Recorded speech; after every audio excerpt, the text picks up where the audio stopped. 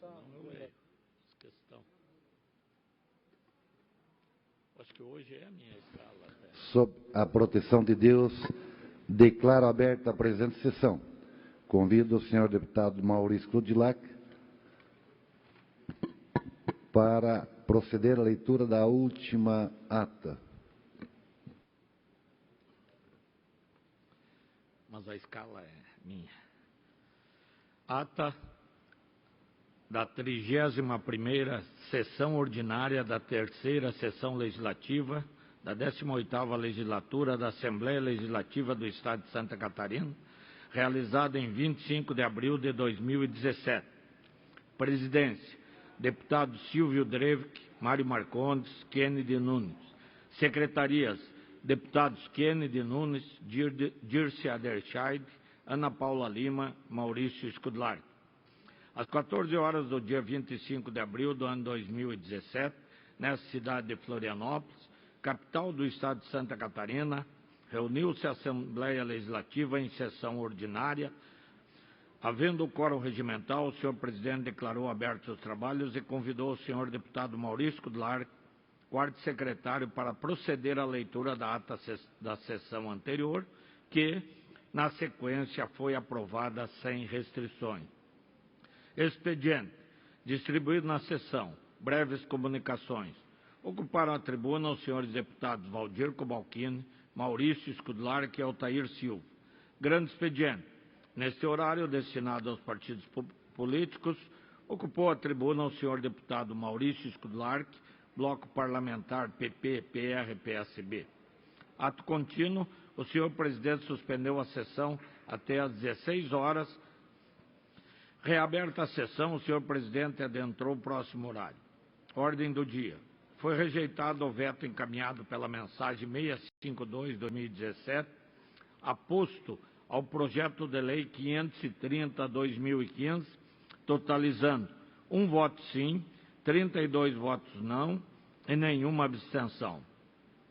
Foi rejeitado o veto encaminhado pela mensagem 653/2017, aposto ao projeto de lei 172/2015, totalizando 3 votos sim, 31 votos não, nenhuma abstenção.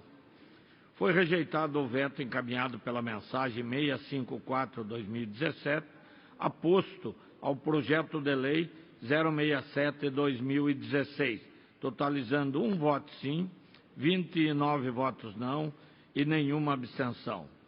Foi mantido o veto encaminhado pela mensagem 685/2017, aposto ao projeto de lei 402/2015, totalizando 14 votos sim, 13 votos não e nenhuma abstenção.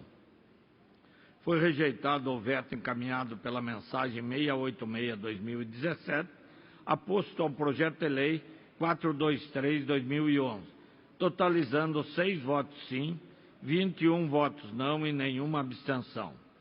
Foi rejeitado o veto encaminhado pela mensagem 687/2017, aposto ao projeto de lei 038/2013, totalizando 1 voto sim, 29 votos não e nenhuma abstenção. Foram aprovados em turno único os projetos de lei 394/2016, com emenda aditiva 400/2016, com emenda substitutiva global, bem como os de números 34 e 71/2017. Ex-ofício foi aprovado em turno único por maioria, com votos contrários dos senhores deputados Fernando Coruja, Dirceu Dresch, Maurício Skudlark e da senhora deputada Ana Paula Lima, a admissibilidade da medida provisória 210/2017. Foram aprovados o pedido de informação 35/2017, as moções números 67 e 68/2017, bem como os requerimentos 359, 360, 370 e 371/2017. Outro sim, o senhor presidente deferiu os requerimentos 361 a 369/2017 e comunicou que encaminhará aos destinatários as indicações número 238 a 245/2017. Explicações pessoais. Fizeram uso da tribuna os senhores deputados César Valduca, Dirceu Dresch e a senhora deputada Luciane Carminati. Nada mais havendo, o senhor presidente, antes de encerrar a sessão, convocou outra ordinária para o dia seguinte no horário regimental. Para constar, eu, segundo secretário, fiz e mandei digitar a presente ata. Era a ata, senhor presidente. Obrigado, deputado Maurício. Em discussão, a ata que acaba de ser lida, não havendo quem queira discutir em votação, quem tiver de acordo permaneça como está. Aprovado. Solicito à assessoria que proceda à distribuição do expediente. Breves comunicações. Inscrito para falar o eminente deputado Ismael dos Santos por até 10 minutos.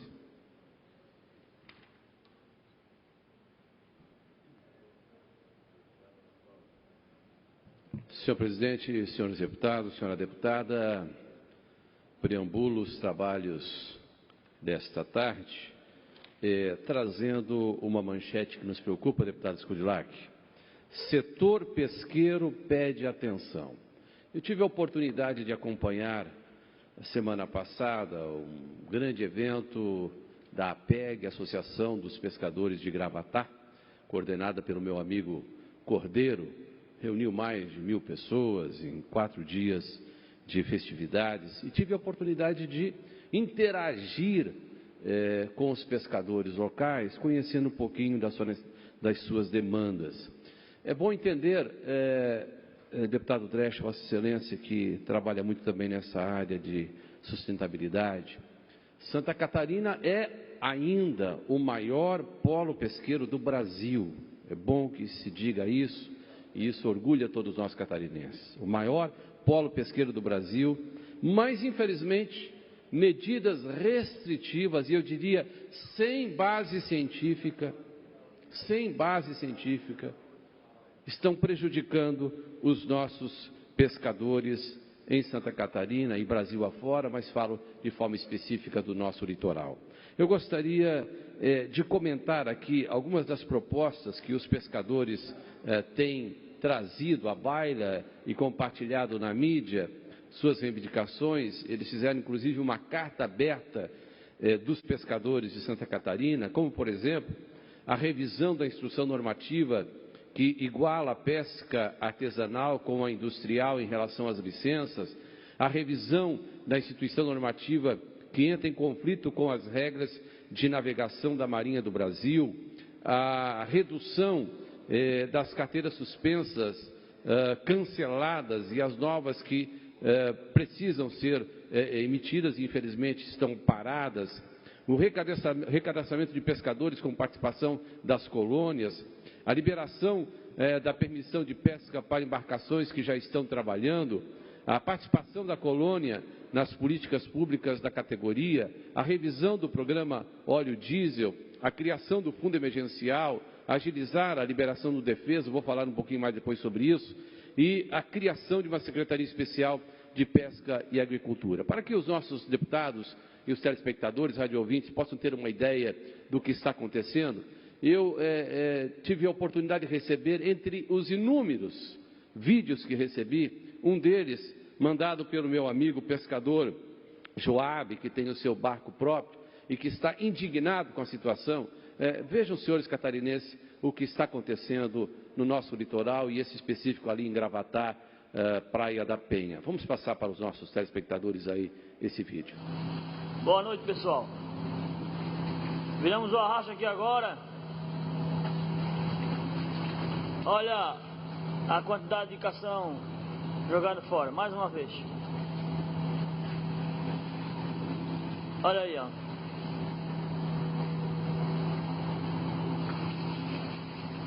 A minha pesca não é pesca para cação. A gente está procurando linguado, abrótia.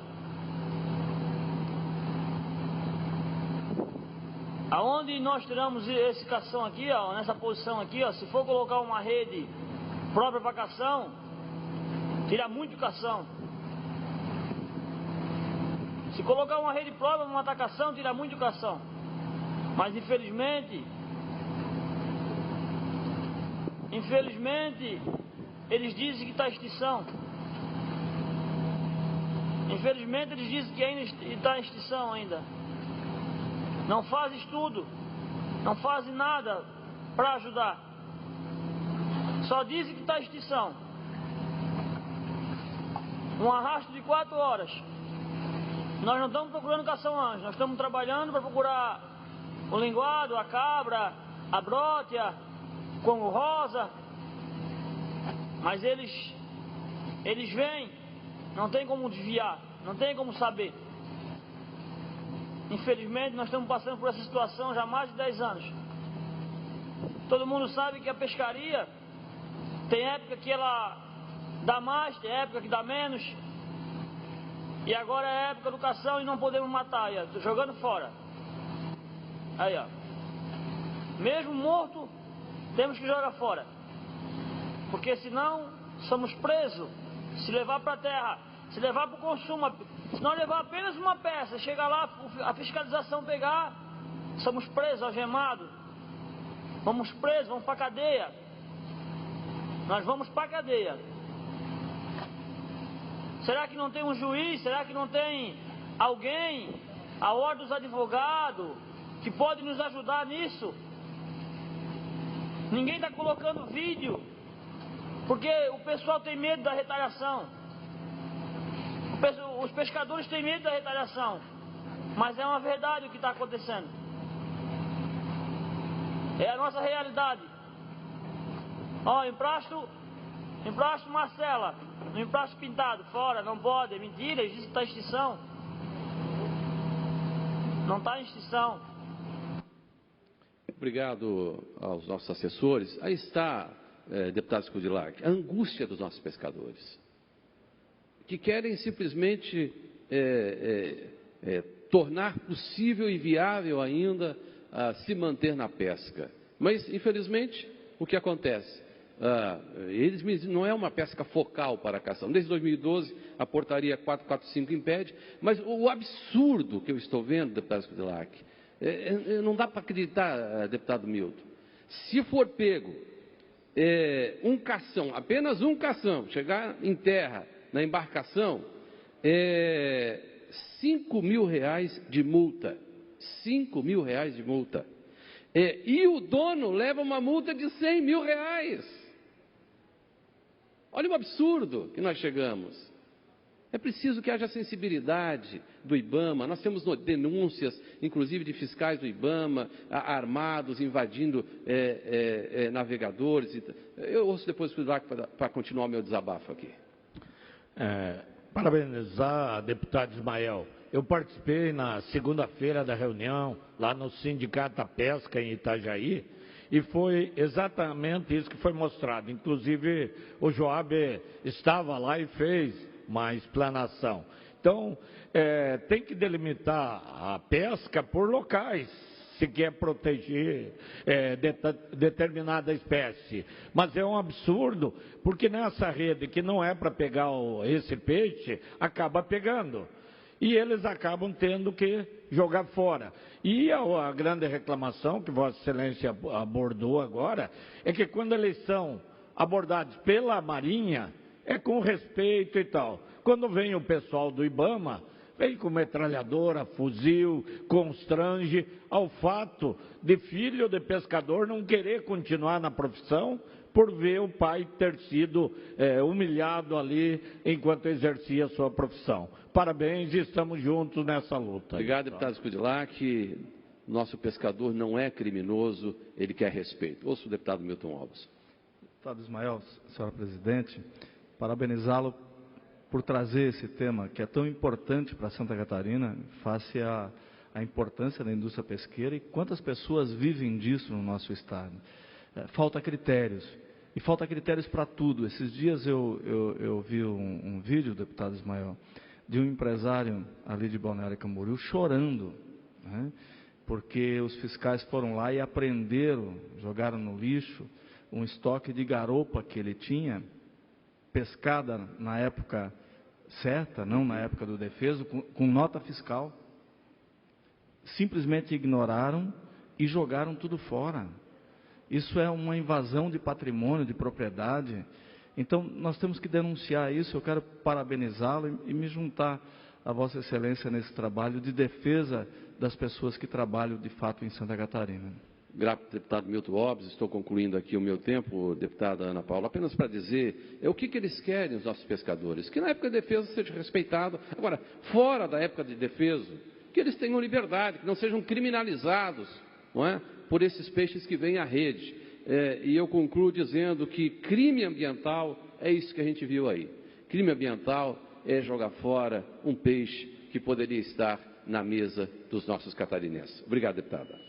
Muito obrigada, senhor deputado Ismael dos Santos. Ainda no horário de breves comunicações, o próximo orador inscrito é o senhor deputado Fernando Coruja. Mas antes ouço pela ordem o deputado Milton Obles. Senhora Presidente, só para comunicar a presença e dar as boas-vindas aqui na nossa casa, do nosso amigo Monte Beller, empresário Monte Beller, que foi candidato a prefeito em Camboriú, presidente do PSD de Camboriú, acompanhado do Jonathan, que é suplente de vereador naquela cidade, e do Lucas, que nós temos a honra de recebê-lo. Seja bem-vindo sempre à nossa casa. Muito obrigado, senhora Presidente. Muito obrigada, senhor deputado Milton Obles. Muito bem-vindos a essa Casa de Leis. Deputado Fernando Coruja, o senhor tem dispõe de um tempo de até 10 minutos. Presidente Ana Paula, senhores e senhoras deputados, senhoras e senhores. Hoje pela manhã, realizou-se uma audiência pública na Comissão de Saúde para tratar da lei que esta Assembleia aprovou, que disciplina a implantação das chamadas filas públicas no sistema de saúde, único de saúde em Santa Catarina. E na audiência pública, que teve a participação do Ministério Público, dos usuários, dos secretários municipais de saúde e, fundamentalmente, da Secretaria de Saúde, além, evidentemente, dos deputados, apresentaram-se algumas dificuldades, principalmente por parte da Secretaria, da implantação do projeto no período que foi determinado pela lei, que são de 4 meses. Como a lei de janeiro desse ano deveria, agora em meados de maio, estar implantado. E algumas outras dificuldades. Foi uma boa audiência pública e devemos fazer na próxima reunião na próxima reunião, exatamente para tratar de que forma disciplinar isso. O entendimento acabou sendo que é preciso que a Secretaria regulamente a lei de forma adequada, o governo, o governador, a Secretaria eu faço de uma portaria, e que nós possamos discutir, quem sabe, ampliar um pouco o prazo para dar efetividade. Eu venho, de novo, chamar a atenção para esse projeto, porque o projeto das filas públicas no Sistema Único de Saúde, eu considero o mais importante que foi aprovado, no meu entendimento, aprovado nesta Assembleia, nesse período legislativo. É um projeto do deputado Aguiar, e ele vai proporcionar uma modificação na forma que o SUS atende as pessoas no nosso Estado. O Sistema Único de Saúde, um sistema anterior à Constituição de 88, mas foi consolidado na Constituição de 88, é um bom sistema que visa dar atendimento equânime, igualitário, universal a todas as pessoas. E que vem sofrendo inúmeras críticas em todas as esferas de governo. E essas críticas evidenciam algumas questões. Que falta dinheiro para o sistema. Essa Assembleia mesmo aprovou também a ampliação de 12% para 15% dos gastos do Estado em saúde. E que falta gerenciamento. E nesta falta de gerenciamento, se pode perceber que o próprio gestor não tem informação do sistema. Ele não consegue saber quantas cirurgias de hérnia estão na fila esperando em Santa Catarina. Ele não consegue saber quantos exames de ressonância magnética, quantas mamografias, ou quantas ultrassonografias de determinado órgão ou de determinada estrutura estão na fila de espera no estado de Santa Catarina. E o usuário, se ele não tiver, muitas vezes, para determinados procedimentos, alguém que interfira, e a interferência é inadequada, porque aquilo tem que ser pública, ele fica a Deus dará, porque ele não sabe quando é que ele vai ser atendido, ou quando ele sabe que é nunca, porque sempre tem alguém passando na sua frente. E quem é que fura a fila no Estado? Algum tempo atrás, alguns vereadores foram, inclusive, presos porque estavam fazendo uma espécie de advocacia administrativa e alterando as filas para determinados procedimentos. Mas não são os vereadores, não são os políticos, que também o fazem, os grandes responsáveis. Na maioria das vezes, essas filas são alteradas e os procedimentos são conseguidos em função de que o próprio gestor de saúde, e aí vide secretários municipais de saúde, estrutura da Secretaria Estadual de Saúde, e os médicos é que interferem na fila. É muito fácil para um médico qualquer ligar para um amigo, um companheiro de profissão e pedir determinado procedimento. Vai conseguir com absoluta facilidade pelo Sistema Único de Saúde. E aquela pessoa que está ali, que não tem esta possibilidade, e fica ao Deus dará. Então, a fila pública vai proporcionar que todo mundo tenha conhecimento, todos, não apenas o gestor, todos tenham conhecimento. Bom, qual é o número de procedimentos que estão aguardando para determinada questão específica no nosso Estado? Quem são as pessoas que são capazes de realizar tais procedimentos? E vai ter uma expectativa do prazo, onde isto vai ser realizado. Aí nós vamos poder perceber melhor o que está acontecendo. Quais as áreas que faltam mais recursos, quais as áreas em que não tem um gerenciamento adequado e de que forma tem que se planejar o futuro. A angústia maior não é apenas pela fila, porque as filas, elas existem em muitas coisas na vida. Mesmo na medicina, as filas existem e são longas no setor privado, nos convênios, existem filas.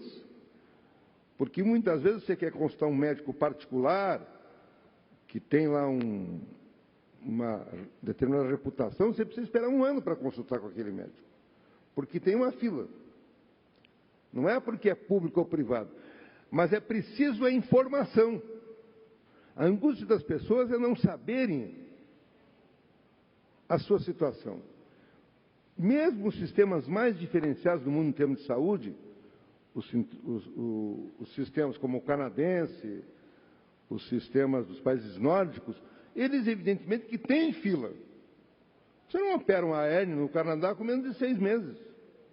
É um procedimento eletivo, qualquer um pode esperar uma hérnia por 6 meses para ser operado. Mas a pessoa sabe a sua colocação na fila, sabe que em determinado momento vai ter o procedimento, tem condição de se preparar para isso, e isso diminui, inclusive, a angústia das pessoas. Porque as pessoas ficam angustiadas porque elas sabem que, de alguma forma, alguém os está ludibriando. Alguém está lhe passando a perna. Então, hoje, essa audiência pública foi excelente no sentido de encontrar os mecanismos para efetivamente implantar esse modelo em Santa Catarina. A Secretaria Estadual de Saúde, sob o comando do deputado Vicente Carol Preso, está muito empenhada em executar essa tarefa. O Ministério Público está muito empenhado em trabalhar com essa tarefa. E eu tenho certeza que nós vamos ter um modelo aqui que vai funcionar. O deputado Milton Obos foi diretor do hospital. Quando eu conheci a secretária estadual de saúde, estive visitando o hospital, na época, tratando da liberação de alguns recursos. E foi prefeito por 2 mandatos e sabe que se nós tivermos um modelo organizado, muitas coisas vão melhorar. Uma das coisas que vai melhorar é a chamada judicialização. Por que judicialização? Porque, claro, quando a pessoa vai à justiça pedir alguma coisa, o que o juiz vai fazer? Como regra geral, libera. Mas ao juiz liberar, muitas vezes o juiz está furando a fila. Ele proporciona aquele que tem advogado, o advogado melhor. Na medida em que há uma fila pública, o juiz pode dizer, não, tem que fazer a cirurgia de hérnia, mas tem que obedecer à fila. Ele não vai autorizar passar na que tem que fazer, evidentemente tem que fazer, diante das circunstâncias. Claro que aquilo que é urgente, aquilo que não pode esperar, tem que ser feito de imediato. A fila leva em consideração essas questões. Então, entendo que, se esse modelo for implantado, é uma situação mais ou menos inédita no país. É claro que há um sistema do Ministério da Saúde já, um sistema de informática, há várias questões em andamento, mas esse modelo que vai avançar em Santa Catarina, nós vamos ter aqui um grande avanço e a contribuição da Assembleia Estadual aqui, apoiando e aprovando esta lei, vai ficar com uma marca importante para a saúde dos catarinenses. Tema muito importante, deputado Coruja.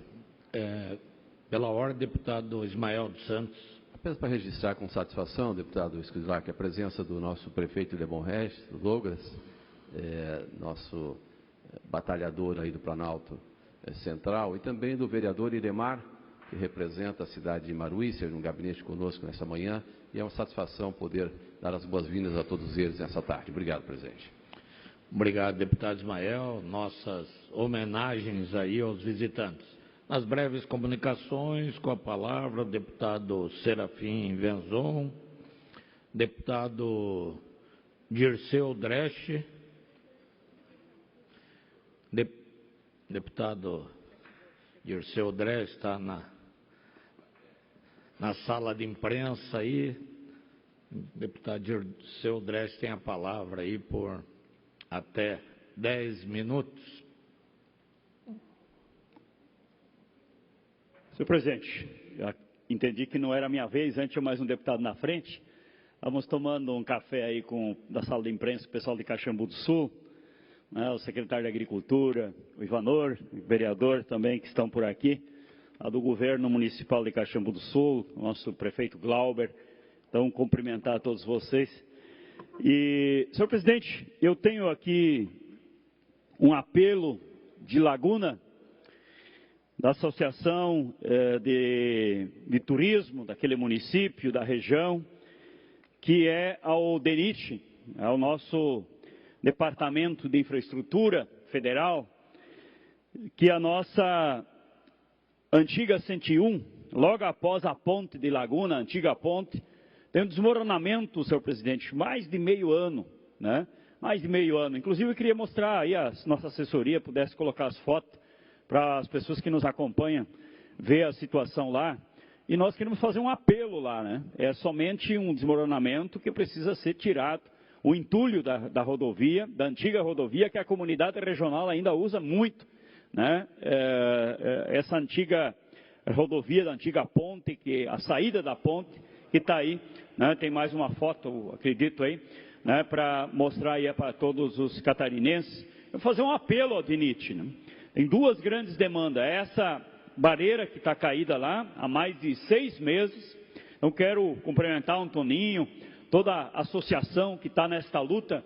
E também as placas, né? Inclusive a Câmara de Vereadores de Laguna tem feito várias ações nesse sentido de recuperação das placas de sinalização da 101, inclusive a área nova, a entrada da ponte, a sinalização que o vento, né, levou e quebrou e não foi reposta. Então, essa sinalização que é importante para o turismo de Laguna e da região e as pessoas que andam, né, e trafegam por aquela nova rodovia e a nova ponte aí de Laguna. Então, temos essas 2 demandas, trazer registrado aqui. Eu vou fazer uma indicação também depois para o DENIT resolver esta questão que preocupa a comunidade de Laguna e região. Mas, senhor presidente, eu quero aproveitar o dia de hoje, também fazer aqui uma fala sobre esta trágica situação do nosso Estado que diz respeito à violência. Nós estamos acompanhando isso de muito perto também, que é a disputa pelo comando do tráfico de drogas na capital, em Joinville e demais cidades, que estão produzindo uma onda de terror na nossa população. Entre janeiro e abril, são mais de 110 mortes violentas registradas só nas duas maiores cidades de Santa Catarina. Assassinatos bárbaros, pessoas que foram incineradas, envoltas em pneus e encontradas decapitadas, viraram rotina no nosso estado. A noite de comunidades fragilizadas na ilha de Santa Catarina tem sido assustadoras. Criminosos fazendo a chacina de concorrentes de tráfico, tiroteios intensos promovidos por bandidos usando armas de uso exclusivo das Forças Armadas. Metralhadoras, fuzis, pistolas 9 milímetros, armamento de grosso calibre, de última geração nas mãos de criminosos que afrontam a polícia, queimam veículos, colocam bombas em pontos da cidade. É obrigação das forças de segurança bararem este avanço, dar um basta nessa situação. Mas me parece que estão a enxugar gelo. Na última sexta-feira, a polícia catarinense fez uma grande operação. 91 pessoas ligadas a facções criminosas foram presas.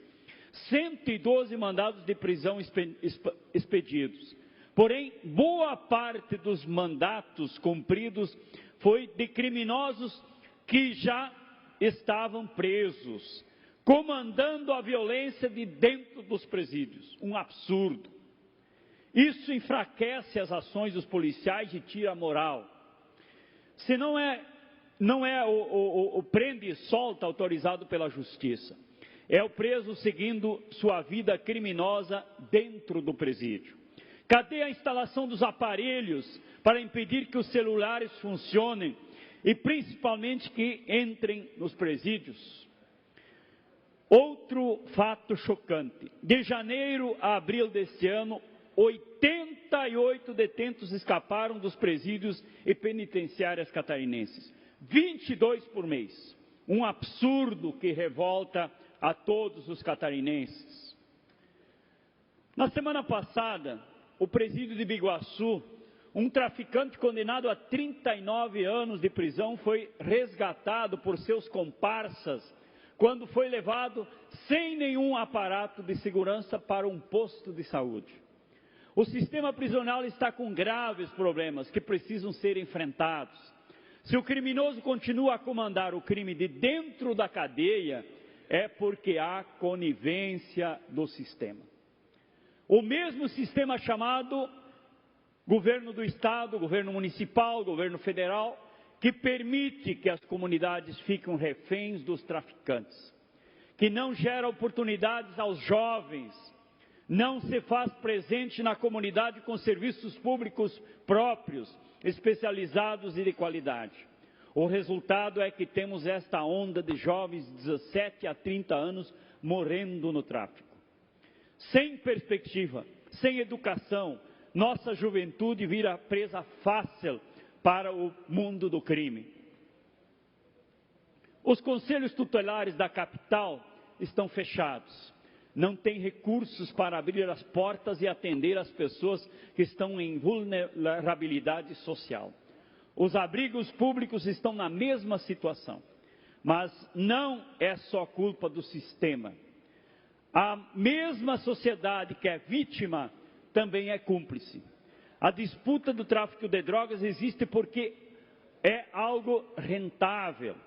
Um mercado que movimenta milhões, bilhões, financiado em boa parte pela própria sociedade que é consumidora da droga. Enquanto o trabalhador da comunidade convive com tiros, mortes e pressão dos traficantes, muitos moradores da Beira-Mar Norte ficam curtindo os efeitos da droga numa boa de uma sacada dos seus apartamentos. Temos um problema imediato, que é, por fim, a essa onda de violência comandada por facções criminosas que comandam o tráfico de drogas. Livrar as comunidades desta escória que promove a selvageria.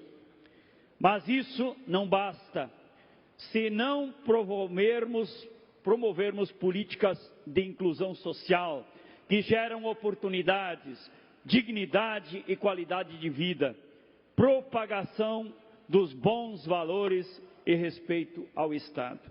Então, essa situação que nós infelizmente vivemos, milhares e milhares de jovens sendo mortos pela disputa no tráfico ou sendo vítimas de pessoas, inclusive, que morrem, que são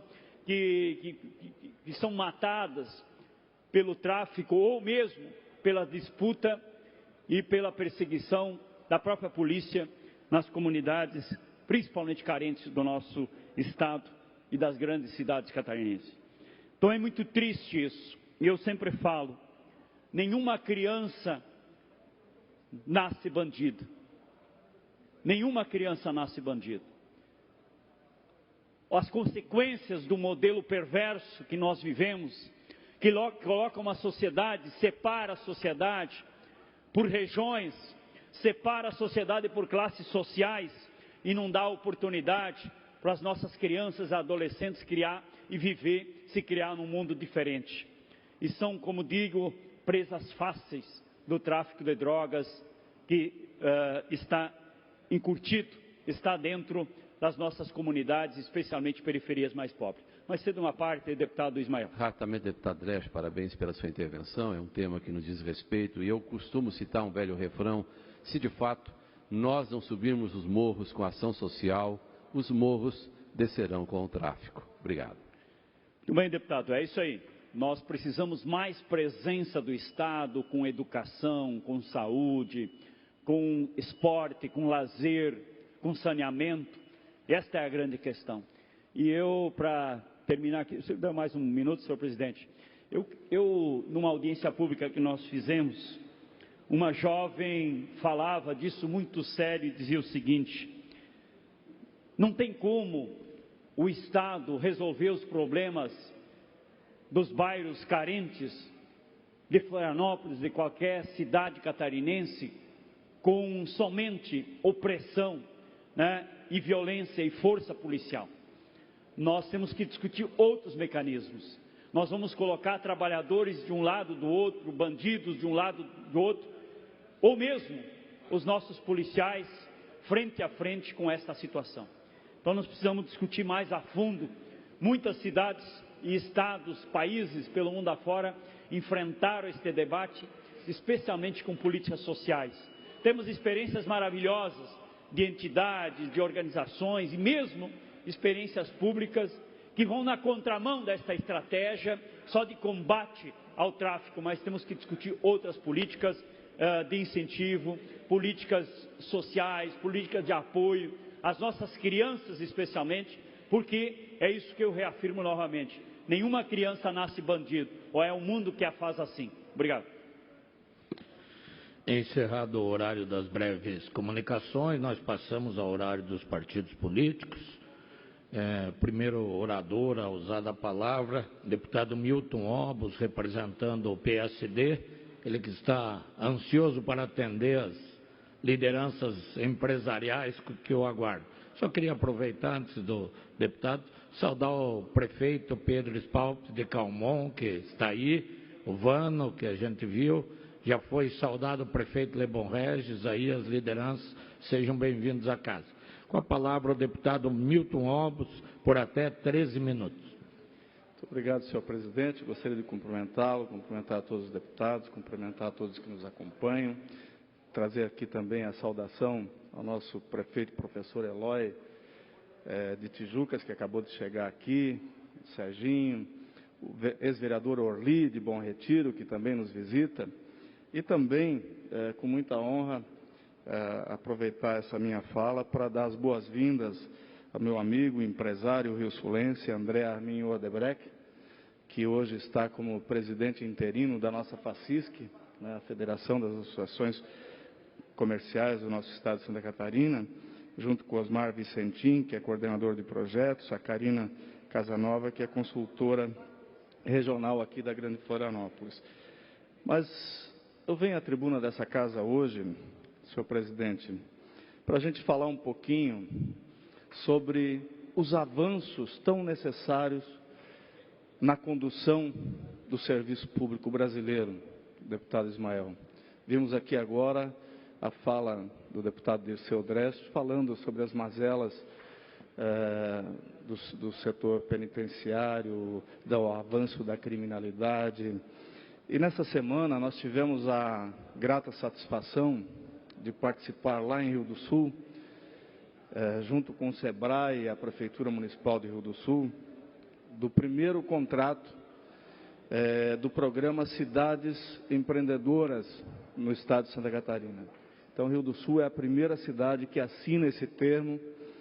E a sua relevância, se a gente comparar um pouquinho a situação que nós nos encontramos no país, nós vamos nos dar conta que o grande impeditivo que nós temos hoje para o nosso melhor desenvolvimento, melhor condição de vida do nosso povo, é justamente os entraves do setor público brasileiro, da ineficiência, da incompetência. Já em 1968, a Inglaterra fez todo um trabalho de modernização, enfatizando a melhor qualificação dos servidores públicos. Lá não existe mais indicação política para cargo público, há muito tempo. E a eficiência é o resultado que se colhe. Menor custo, mais transparência. E se a gente for analisar o êxito do sistema capitalista no mundo, ele decorreu de 4 fatores principais. Primeiro, o direito de propriedade. É algo sagrado. E que hoje, inclusive, o nosso país, deputado Maurício Kudilac, ainda não nos garante o direito de propriedade. Nós vemos propriedades sendo invadidas. Como eu citei ainda há pouco, o caso de um cidadão que tem lá o estoque de garopa com nota fiscal e simplesmente chega o fiscal lá e joga tudo fora. Ora, onde é que nós estamos? O segundo ponto é o respeito aos contratos. É você ter o embasamento jurídico para que os contratos sejam respeitados. Hoje em dia, os investidores fogem do Brasil porque aqui não se respeita contrato. Nós não temos leis que dão segurança jurídica para que as pessoas possam aqui investir. Por exemplo, deputado Kennedy Nunes, o exemplo da nossa infraestrutura do nosso país. Está cheio de gente querendo investir aqui. Só não investe por quê? Porque nós não temos leis claras e objetivas que dão segurança para que eles possam ter esse retorno de capital, uma vez que isso é a longo prazo. O terceiro fator é quando os mercados reagem ao sistema de preço. A lei da oferta e da procura, da competitividade, de nós termos que ser eficientes para poder competir com o mundo e estarmos abertos para ele. E o quarto, e não menos importante, fator que traduz o êxito do sistema capitalista é que nós temos que ter a premissa de bons governos. Governos eficientes, serviço público eficiente. E isso é o grande caos do nosso país. Eu, antes de entrar nos detalhes que esse trabalho, essa parceria com o SEBRAE e a cidade de Rio do Sul vai propiciar, que é exatamente nessa direção, eu com muito prazer ouço a parte do meu amigo deputado Kennedy Nunes, lá de Joinville. Meu líder, deputado Milton Obos, na verdade eu não pude ficar calado quando Vossa Excelência falava dessa questão de abuso de autoridade, ou qualquer um citou inclusive a questão do rapaz lá das garopas. Sabe o que está acontecendo nesse país? Está faltando cada um fazer o seu papel sem vaidades. O que nós temos é um Congresso Nacional que não está fazendo o papel dele, que é legislar, é um Supremo que, pela omissão do Legislativo, tem que decidir e está legislando no lugar, Papai dizia que virou a casa da mãe Joana. A casa da mãe Joana que ninguém mandava, ninguém sabia o que mandava, todo mundo mandava. O que está acontecendo nesse país é isso. A falta de autoridade, de papéis, que cada um cumpra o seu papel, virou uma parafernália de quem manda, só tem chefe de índio, e qualquer índio está mandando, e exercendo o poder que tem, que acha que tem. Então, o que precisa essa nação passar, Vossa Excelência falou bem certinho, é exatamente cada um fazer o seu papel, estar bem estabelecido, que está estabelecido já na Constituição, mas que na prática, muitas vezes, os exageros ou as vaidades humanas acabam prejudicando. Parabéns pela sua palavra, deputado. Obrigado, deputado Kennedy Nunes. Eu trago esse assunto porque, olhe bem, se a gente parar para raciocinar, nós vivemos num mundo capitalista, com poucas exceções. Até a China, que dizem ser um regime fechado, ela é capitalista, né? As pessoas estão ganhando muito dinheiro lá. E se o pressuposto para que nós tenhamos êxito foram esses colocados, que são verdadeiros, que é o que se prega no mundo inteiro, aí uma explicação por que o atraso desse nosso país, onde ainda se pensa em projetos políticos de poder e não em projetos de eficiência, onde infelizmente nós elegemos gente incapacitada e sem condições para gerir, às vezes, uma pequena cidade, porque tudo começa na base, nas pequenas cidades, que é a maioria do nosso país. Não basta só ser de boa fé, tem que ter competência, tem que ter comprometimento, tem que ter visão para que a gente possa fazer do serviço público algo eficiente e que não atrapalhe a livre concorrência, que não atrapalhe o povo que quer empreender e produzir. E uma cidade empreendedora, ela tem que ter esses pressupostos bem claros.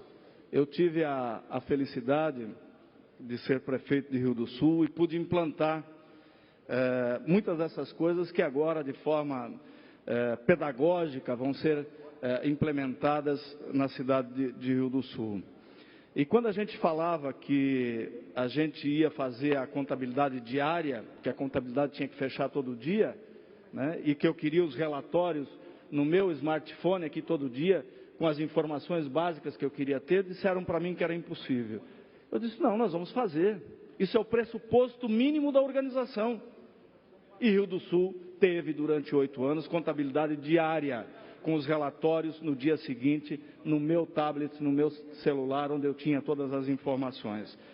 Nós fizemos funcionar lá, deputado Ismael, o regime, e a média da abertura de empresas em Rio do Sul foi, durante o nosso período, 4 dias. 4 dias.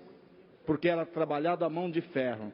Tudo em sistema, que todo mundo via onde estava, e tinha gente cobrando e não se admitia que se atrasasse. Resultado, em 8 anos, se instalou em Rio do Sul mais de 3.500 novas empresas. Esse é o caminho, esse é o trabalho, meu líder deputado Darcy de Matos. E agora em Rio do Sul nós vamos ter um trabalho de 2 anos de capacitação dos servidores para qualificação adequada, para que eles entendam a sua missão e a sua função, ter cada vez menos gente de fora e sim servidores públicos formados e especializados, trabalhar essa questão da desburocratização. Nós temos que ter mais rapidez para que os processos possam fluir com menos custo, com mais brevidade, fazendo com que a economia possa caminhar mais rápido. Não se pode admitir que uma prefeitura leve 1 ano para aprovar a construção de um prédio.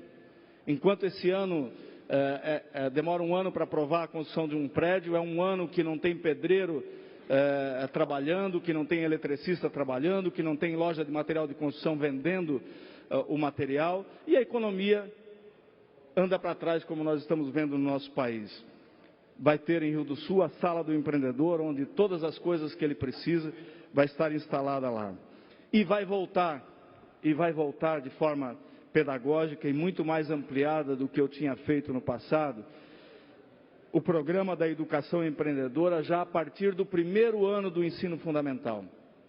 As crianças do 1º ao 9º ano ao 9º ano no ensino fundamental, vão ter toda a orientação empreendedora, desde o acompanhamento das contas familiares e os princípios básicos do empreendedorismo, como nós já fizemos, inclusive, com as crianças aprendendo a montar empresas. E, deputado Natalino, isso faz toda a diferença. Isso prepara as crianças com uma visão e um horizonte diferente delas quererem ser vencedoras. Aí a diferença, essa dificilmente vai para a criminalidade. Ela vai estar ocupada, inclusive com aula em período integral, né? Vamos ter as compras corporativas mais acompanhadas, e hoje em Rio do Sul, a sala de licitação é acompanhada ao vivo, transmitida ao vivo pela internet, para que todo o povo possa acompanhar, transparente, fazendo com que as forças econômicas locais se interessem em fornecer para o serviço público, que participem, vejam de que forma elas possam participar, vencer as licitações e fazer com que a economia gire próximo de si. O incremento das compras dos agricultores para merenda escolar, que é algo, Rio do Sul foi premiada como a melhor cidade do Brasil na minha época, e agora com o prefeito Tomé voltando novamente a isso. Ter planejamento e acompanhamento das ações para cobrança de resultado. É isso que nós precisamos no nosso país. Mas isso não pode ser só uma prefeitura só uma cidade só. Nós temos que defender menos Estado e mais governo em todos os municípios brasileiros. Assim, nós vamos dar esperança para os empreendedores, nós vamos dar esperança para os nossos trabalhadores de que eles terão oportunidade nesse país. E é isso que esse parlamento deve defender em cada ação nossa. Não vamos mais aumentar simplesmente por aumentar estruturas de governo sem retorno. Vamos diminuir, se possível, mas trabalhar para que a atividade finalística, que é aquilo que a gente tem que fazer para chegar lá no cidadão onde ele vive, aquilo de fato aconteça, seja na saúde, seja na educação, seja na infraestrutura. É disso que o país precisa. E é nesse sentido que eu trago essa reflexão para todos os colegas deputados, para todos que nos acompanham, e dizer: o Brasil tem jeito sim, depende de nós. E nós temos que ter coragem para fazer as mudanças. Muito obrigado. Obrigado, deputado Milton Obos. Ainda no horário dos partidos, o próximo horário pertence ao PMDB. Não há inscrito. Deputado Coruja já utilizou a tribuna. O próximo horário pertence ao PSDB. Com a palavra, por até 7 minutos, deputado e líder Serafim Vianzon. Muito obrigado, amigo presidente. Senhores deputados, prezados catarinenses que acompanham o nosso meio de comunicação. Mas eu queria fazer um convite.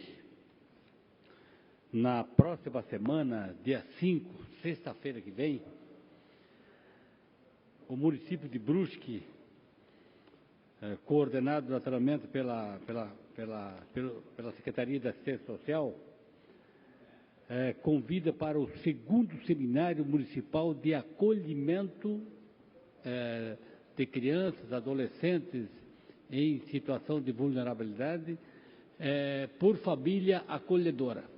Existe um grande número de crianças que, infelizmente, saem de casa ou que, por questões diversas sociais, acabam sendo retirados da família mãe e que, naturalmente, precisam ficar até que retornem à sua família, a família de origem, que é o ideal, justamente fazer as correções para que possa voltar. Mas, enquanto isso, ela precisa receber o apoio de alguém de coração grande, como no caso, esse programa, então, de famílias acolhedoras. É um exercício muito importante, tanto para as crianças que são acolhidas, pelos adolescentes, mas também muito importante como um exercício de caridade, de amor, enfim, de uma porção de valores sociais pela família que faz isso. E na semana que vem, então, vai acontecer o segundo seminário municipal a respeito desse tema, sobre o acolhimento por famílias acolhedoras, que é coordenado naturalmente pela Secretaria da Assistência Social, pela Vara da Infância e da Adolescência. Aliás, uma situação muito importante também, presidente. Na sexta-feira, agora, encerra o prazo para a entrega da declaração do imposto de renda de todo mundo, inclusive de nós, deputados. E se tem uma coisa difícil de fazer acontecer, é a tal da destinação de parte dos recursos, de parte do imposto de renda para o Fundo da Criança e Adolescente, o FIA. O FIA existe em cada município, deve existir pelo menos, e lá tem o gestor e tem o conselho. É o único recurso, digamos, de renúncia fiscal por parte do governo federal, do governo do estado, que é decidido lá no próprio município. Quando alguém faz uma destinação, por exemplo, para o fundo do esporte, ele depende da aprovação de Brasília, depende de uma aprovação aqui do Conselho Estadual, do Conselho Federal, depende de uma aprovação no Ministério. Quando alguém faz isso na área da cultura, ele precisa ser aprovado longe, em Brasília. Mas quando alguém faz a destinação para o Fundo da Criança e o Adolescente, para o Fundo da Criança do seu município, pode ligar lá para a prefeitura, cada um de nós aqui, pode ligar para a sua prefeitura, que existe um CNPJ desse fundo, existe um gestor lá no município. Então, quando a gente faz o repasse, a destinação do imposto de renda para aquele CNPJ, esse recurso vai ficar lá no município, ali no município que você designar. É 3% do imposto de renda, do imposto devido do ano passado. Então, gente, na hora que você calcula o imposto de renda, vai ver lá, imposto devido, R$100 mil. Não, vai ter que pagar. Se já descontou um pouco, falta mais 4, 5, 6, 7, 8, já pagou tudo, mas esse imposto você é obrigado a pagar, senão vai vir uma multa pior do que, é melhor pagar, o caminho mais curto. Bom, 3% disso dá para destinar para o Fundo da Criança e do Adolescente do município que você quiser, faça para o seu, pelo menos. Mas quando a gente vê o histórico de anos anteriores, a gente observa que pouca gente faz esse procedimento. Mas eu queria lembrar aos deputados que até na sexta-feira, quando é o prazo limite de entregar a declaração do imposto de renda do ano passado, os rendimentos do ano passado, que é o momento agora para entregar, a gente pode fazer essa destinação. Mas eu queria cumprimentar aqui o vereador Wilson Albino Vilcim, também o Gessé, o Jefferson, lá de Camboriú. Camboriú, cidade de hoje 90 mil habitantes, já disse aqui que é a cidade que, digamos, a injustiça social maior que nós praticamos aqui em Santa Catarina é contra Camboriú. É a cidade que menos retorno de ICMS recebe quando comparada por habitante ano.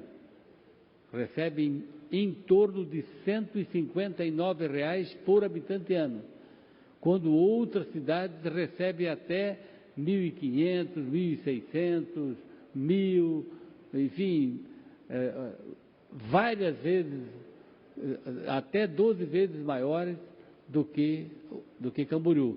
E, naturalmente, isso daí faz com que os investimentos em diversas áreas sejam menores. E também cumprimentar o vereador Edson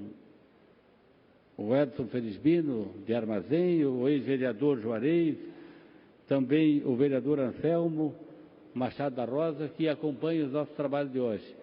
E, mais uma vez, lembrar a cada um dos senhores da importância de, no dia de amanhã e de sexta-feira, aproveitarmos para fazer a destinação de 3% da declaração, da sua declaração do imposto de renda, destinar para o Fundo da Criança e Adolescente. Se não quiser destinar para o seu município, destine para o FIA do Estado, que os recursos, de certeza, serão bem aplicados. Muito obrigado. Obrigado, deputado Serafim Venzão. Pela ordem, deputado Darcy de Matos. Obrigado, vereador, o deputado Maurício, presidente interino, deputada Dirce. Agora há pouco a prefeita de Freiburg estava lhe procurando aqui, não sei se a senhora encontrou ela. Ah, que pena. Então, o presidente Maurício Scudilac, eu quero registrar aqui a presença ilustre do doutor Rafael, que é seu amigo, delegado regional de Mafra. O doutor Rafael está aqui conosco. O senhor sempre foi um parceiro da polícia, de Vossa Excelência, nos visita nessa tarde aqui no Parlamento Catarinense, e também da nossa agente de polícia, suplente de vereadora, a Márcia. Sejam bem-vindos ao Parlamento Catarinense. Obrigado, deputado. Fazemos nossa também a saudação aos colegas, a Márcia Nassif e o doutor Rafael. Aí sejam bem-vindos à casa. Ainda no horário dos partidos políticos, o próximo horário pertence ao PT. A palavra, deputado Dirceu Dresch, por até 7 minutos. Senhor presidente, senhores deputados, a todos que nos acompanham, eu nesta tarde, em nome do nosso partido, do Partido dos Trabalhadores, eu não tenho como não aproveitar esta grande oportunidade desta tribuna, falar em nome do meu partido e convocar você, trabalhador e trabalhadora, para parar na sexta-feira, dia 28 de abril, dia de greve geral. Nós, sem dúvida nenhuma, vamos fazer a maior greve geral que esse país já viu. Porque não podemos, de forma alguma, aceitar que um presidente que tem 88% de rejeição da sociedade brasileira empurre goela abaixo as mudanças, a destruição de regras previdenciárias e trabalhistas conquistadas há mais de 100 anos, com muita luta, com muito trabalho, com muita dedicação de muita gente nesse país. Por isso, eu quero dizer aqui, senhor presidente, nós temos uma grande unidade, talvez jamais vista na história desse país. O Temer conseguiu unificar todos contra ele, as grandes centrais sindicais desse país, a CSP, a Conlutas, a CTB, Central Geral dos Trabalhadores do Brasil, a CUT, Central Única dos Trabalhadores, a Força Sindical, no caso aqui em Santa Catarina, a Intersindical, Central da Classe Trabalhadora, a NCST, a nova central, a UGT, União Geral dos Trabalhadores, a Frente Brasil Popular, que unifica um conjunto de organizações, movimentos e partidos de esquerda. Além disso, o Fórum de Luta de Defesa dos Direitos. Além disso, inúmeros deputados, deputadas, lideranças políticas, vereadores, prefeitos, enfim. Então, as pessoas que têm compromisso com o Brasil, especialmente com os trabalhadores, porque nós não queremos que só um lado ganhe. Aqui ninguém é contra os empresários. Mas nós não queremos este país onde alguns têm tudo e outros não têm nada. Quem está coordenando esta luta, inclusive, em muitos momentos, oferecendo favores aos deputados para votar favorável a esta destruição das leis trabalhistas e previdenciárias são os maiores que já têm mais. Eu li uma reportagem do dono da Ambev, pasmem, 500 mil reais, deputado Natalino Lázaro, por hora esta figura ganha, por hora. E este cara diz o seguinte: não, mas os trabalhadores custam muito caro no país, não precisamos fazer a reforma trabalhista. Os banqueiros, um banqueiro do Bradesco também está na linha de frente para fazer a reforma trabalhista. Os trabalhadores ganham demais. Esses caras não sabem o que tem. O objetivo central desta destruição da lei previdenciária e lei trabalhista, primeiro, previdência. Um tal de Temer fez um acordo com os banqueiros para ele estar lá e receber essa faixa presidencial. Ilegitimamente fez um acordo de entregar a previdência pública no país. Lamentavelmente. E muita gente não entendia o que estava por trás disso tudo, mas era o acordão que ele fez com os banqueiros para entregar a previdência dos trabalhadores. Por que esses deputados federais votam num troço desses? E os nossos aqui de Santa Catarina? Uma parte, ainda a maioria, esperamos que logo, logo, com a mobilização de sexta-feira, nós tenhamos aqui também em Santa Catarina a maioria dos deputados que votam contra, deputado Coruja. E a outra questão central é esse acordo que a Fiesp de São Paulo coordenava, os grandes empresários, que é fazer a dita destruição das regras trabalhistas. Então, por isso, não tem jeito. Trabalhador e trabalhadora que se preza, precisa parar sexta-feira, que não é possível. Não é possível, as pessoas não têm ideia, não têm a dimensão, os trabalhadores, do que é o que eles estão fazendo lá naquele Congresso Nacional. E hoje está sendo discutido, esperamos que a gente consiga prorrogar ao menos esse prazo. Não é possível, sexta-feira os trabalhadores vão parar, eles anteciparam a votação para hoje, da destruição das regras trabalhistas desse país. Então, nós não temos dúvida, nosso partido, o Partido dos Trabalhadores, já fechou questão, vai votar contra, está lutando contra, que foi um partido que se construiu na história, respeitando os de baixo. E nunca na história do país, em tão pouco tempo de governo, nós conseguimos melhorar tanto a vida dos trabalhadores e trabalhadoras e melhorar o salário dos trabalhadores com 78% de ganho real em 10 anos. Então é isso que nós vamos continuar trabalhando e lutando. E esperamos que você, trabalhador e trabalhadora que nos acompanhe, fale ainda com o seu deputado, inclusive deputados desta casa que também fizeram campanha para os nossos deputados federais de Santa Catarina.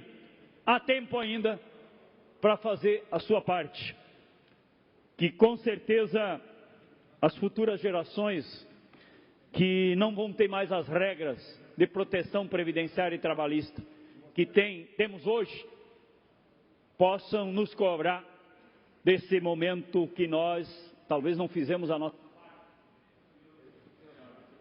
Para concluir, deputado. A nossa parte que deveríamos ter feito agora. E dia 28 de abril é um dia histórico para a classe trabalhadora deste país, que está sendo chamado pelas suas entidades sindicais de defesa da sua vida, da sua dignidade, de ficar de pé, não ficar deitado no chão ou de joelhos. Então, por isso, nós estamos juntos nesta caminhada e quero mais uma vez convocar todos para estar com a gente nesta grande ação, dia 28. O Temer radicalizou demais a perspectiva da luta de classe desse país. E os trabalhadores não têm outro jeito a não ser também ir para a rua e mostrar sua força e sua indignação com isso tudo que está aí. Obrigado. Dando sequência aos horários destinados aos partidos políticos, está com a palavra no bloco parlamentar PP, PR e PSB, deputado Maurício Studilac. Obrigado, senhora presidente, senhores deputados, público que nos acompanha. Hoje, novamente, uso a palavra, a tribuna, para falar da segurança pública. Hoje já foi um assunto aqui abordado. Nós estamos preparando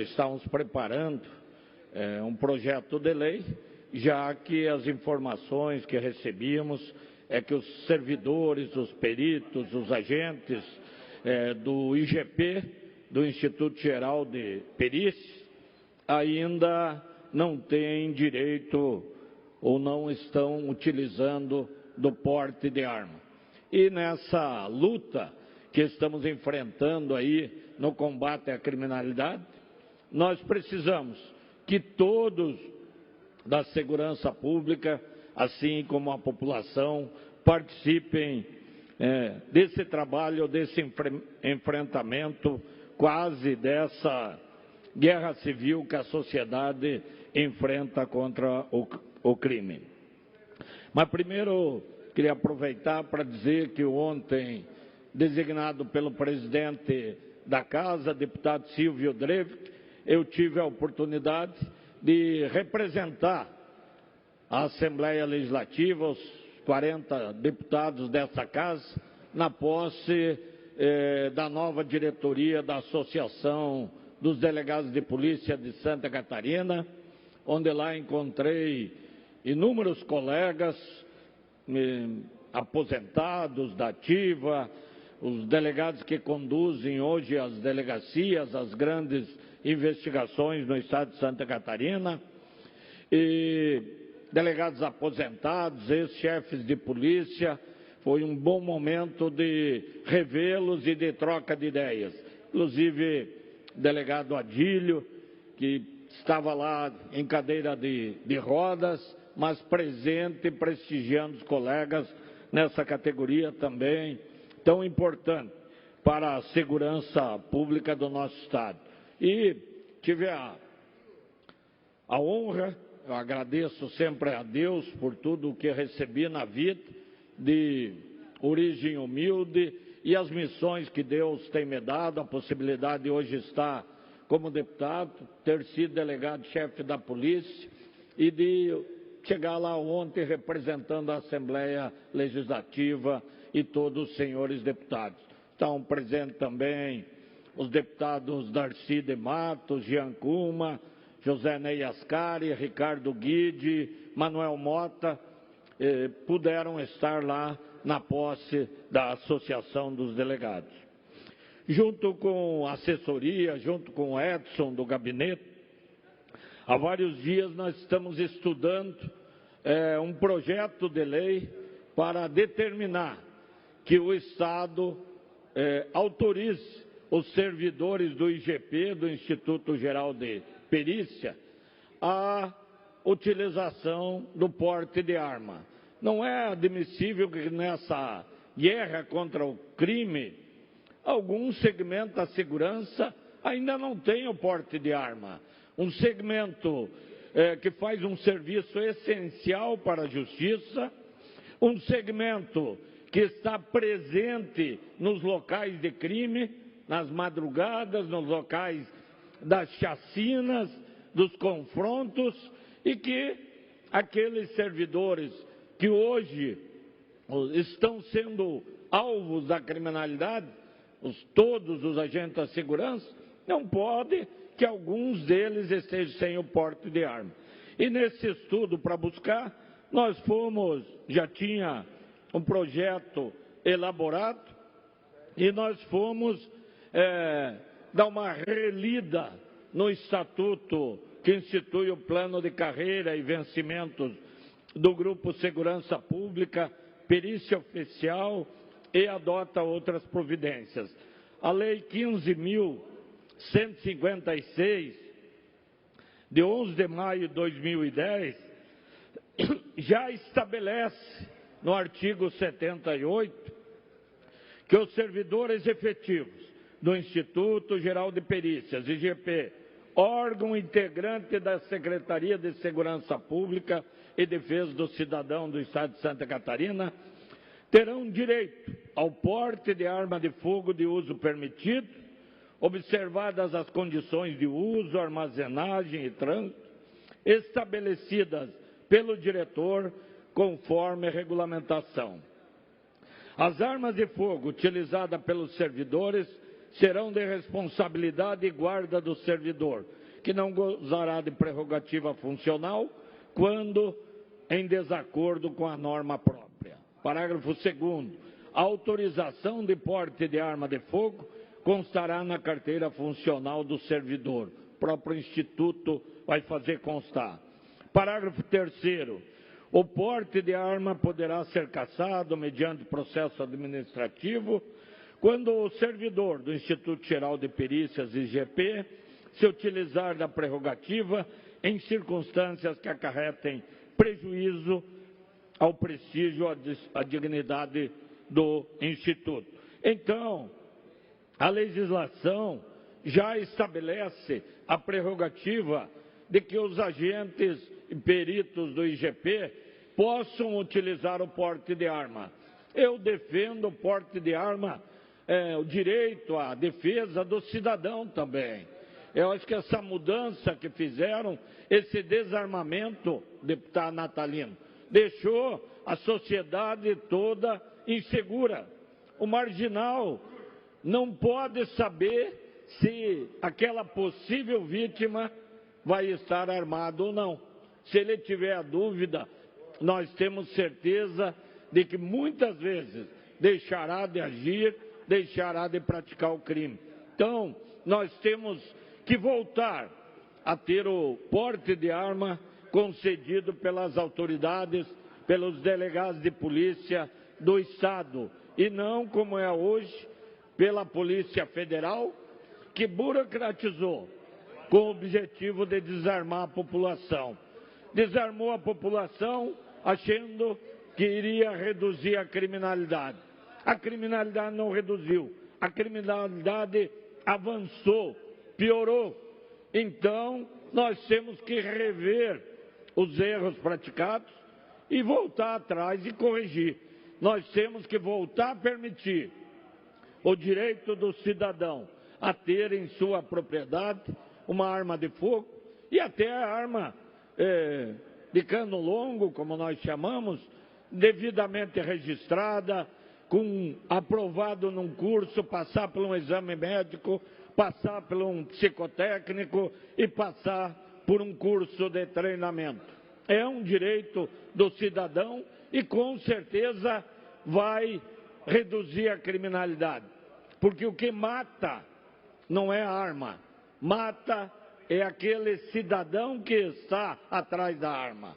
Então você vê países aí onde as pessoas têm o direito ao porte, a ter a propriedade da arma, e nós temos criminalidade mais baixa do que no Brasil. Porque não é porque tem a arma em casa que vai praticar. Ninguém quer utilizar da arma, só vai usar num caso extremo de legítima defesa. Então, essa é uma questão que tem que ser revista. Então, abordando essa questão do direito aos servidores do IGP, ao porte de arma, aos peritos, aos agentes, nós queremos também mostrar essa nossa certeza de que a possibilidade do cidadão possuir a sua arma em casa, na sua propriedade, lá no interior, vai sim amedrontar e reduzir a criminalidade. Ouço o deputado Natalino Lassi. Cumprimentá-lo pelo tema, que é apaixonante e extremamente pontual e atual. Também concordo com Vossa Excelência, corroboro com essa sua visão. E apenas um dado, deputado Maurício. Estive de manhã com o coronel Paulo Henrique e ele fez uma revelação estarrecedora. Não fechou o mês de abril ainda e a Polícia Militar de Santa Catarina apreendeu 266 armas no estado de Santa Catarina. É um arsenal. Então, Vossa Excelência tem razão. Ou armamos a população também para se defender, né? Ou então, onde é que nós vamos parar? Então, parabéns pelo tema. Obrigado. Incorporo as palavras de Vossa Excelência ao nosso discurso. E são armas que entram livremente pela fronteira com o Paraguai, que pega onde quer. Não são armas que são tiradas do cidadão de bem. Então, o cidadão de bem tem que ter o direito. O marginal tem que ter, no mínimo, a dúvida se ele vai entrar em determinada residência, se aquele cidadão vai estar armado, se vai poder se defender. E volto a dizer que transformamos a nossa ideia do projeto de lei numa indicação ao governo para que regulamente o uso de arma e o porte pelos agentes do IGP, pelos peritos, para que possam eles, como agentes de segurança que são, contribuir com a segurança pública nesse momento tão importante que o Estado enfrenta. Então, é a nossa manifestação, é o nosso registro, é o nosso apoio e vamos encaminhar e esperamos que a direção do IGP, junto com a Secretaria de Segurança, junto com o governo do Estado, providencie essa regulamentação e essa permissão. Com certeza, a sociedade vai aplaudir mais essa atitude, que só pode ser melhor. Se submeter à vontade da população, o direito dela ter ou não o porte e o registro de arma. Muitos anos em toda a história nós tivemos. E o porte de arma tem que ser concedido pelas autoridades estaduais e não pela Polícia Federal. É o delegado da comarca que sabe a necessidade, os problemas de criminalidade, que conhece as pessoas, que conhece o que está acontecendo no seu município. Então, é um direito do cidadão a ter essa proteção e a nossa prioridade nessa manifestação, os nossos companheiros da segurança pública, do IGP, para que efetivamente possam ter direito ao porte de arma, que já está previsto em lei. Obrigado, senhora presidente. Comunicamos aos nossos colegas deputados que a sessão estará suspensa até às 16 horas, onde será reaberta para a análise dos vetos, e comunicamos e pedimos a presença de todos os deputados que estão na casa para se fazerem presentes às 16 horas. Obrigada.